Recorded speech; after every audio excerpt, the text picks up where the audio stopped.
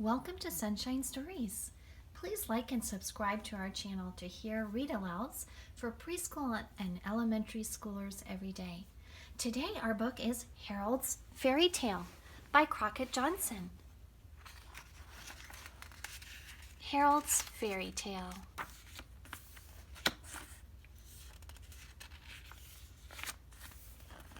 One evening Harold got out of bed, took his purple crayon and the moon along, and went for a walk in an enchanted garden.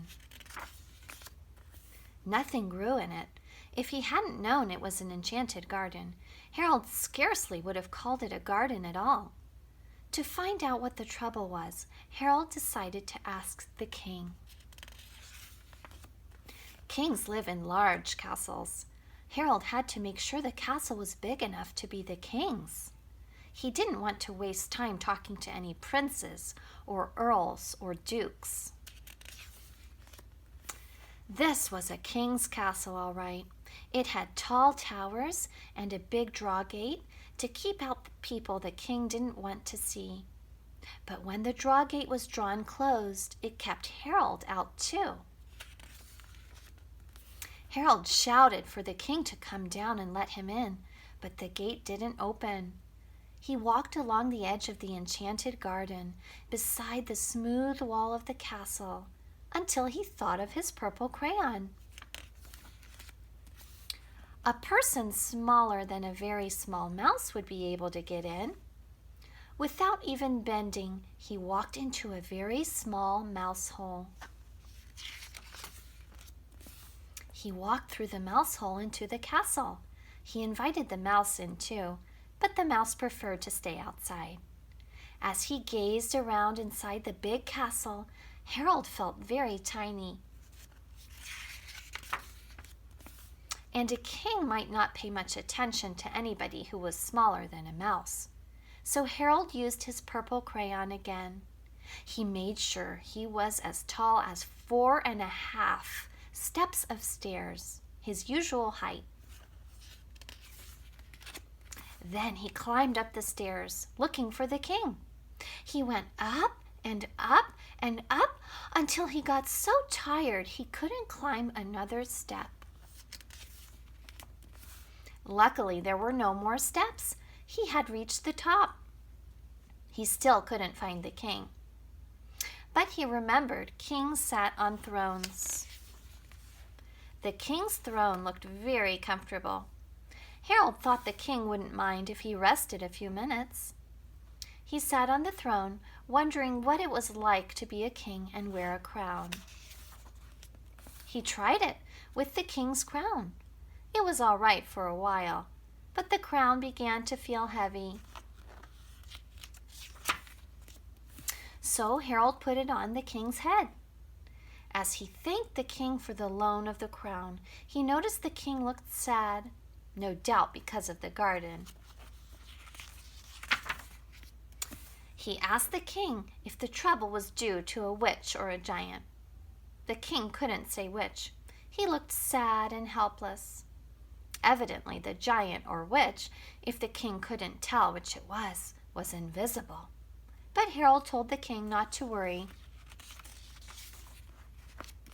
He set off to find the invisible witch or giant, brandishing his purple crayon, and accidentally it made a hole in the wall.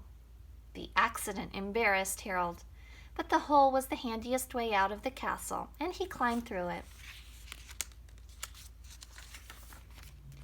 When he looked down from the other side of the hole, he realized he had forgotten how high up he was. He needed something tall to climb down on, something as tall as a steeple. To fill the hole in the castle, Harold put a handsome and useful clock in it. He was surprised to see how late it was. He slid down the steeple to find the invisible witch or giant right away.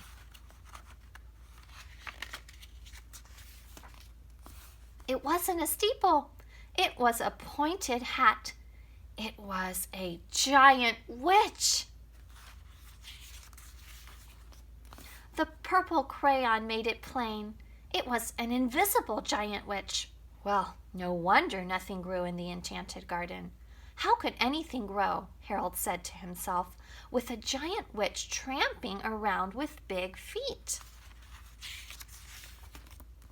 Now that he saw what the trouble was, all Harold had to do was drive the witch out of the enchanted garden. Mosquitoes! Mosquitoes, Harold knew, will drive anybody out of a garden. The mosquitoes drove out the witch. They also were driving Harold out of the garden. He had to make smoke to get rid of the mosquitoes.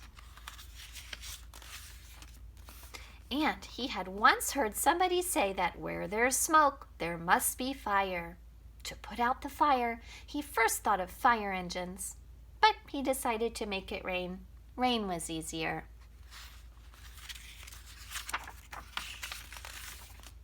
The rain soaked everything, Harold too. But, he said, it's good for the flowers. He was right. Soon there were flowers. Beautiful flowers popped up all over the enchanted garden, more than Harold was able to count, all in gorgeous bloom. Harold thought how delighted and happy the king would be when he looked out from the castle in the morning. And then, amazingly, the last flower turned out to be not a flower at all, but a lovely fairy. She held out her magic wand as fairies always do when they're giving somebody wishes that will come true. Harold couldn't think of a wish to wish for, but to be polite, he took one wish and told the fairy he'd use it later. Besides, Harold thought, as he started on his long walk home, a wish might come in handy sometime. After all the excitement, he suddenly felt tired, and he stopped to rest a while. He sat on a small rug because the ground was still somewhat damp from the rain, and he wished. He wished the rug was a flying carpet. At once, Harold felt it rise in the air. It flew fast and high. But when it went so fast, it left the moon behind. Harold realized he didn't know how to stop the carpet or even slow it down. He wished he had taken 2 wishes from the fairy, so he could wish the flying carpet would land. But he did have his purple crayon. He landed the flying carpet in his living room, right behind the high-backed chair his mother sat in, knitting. And he asked her to read him a story before he went back to bed. The end.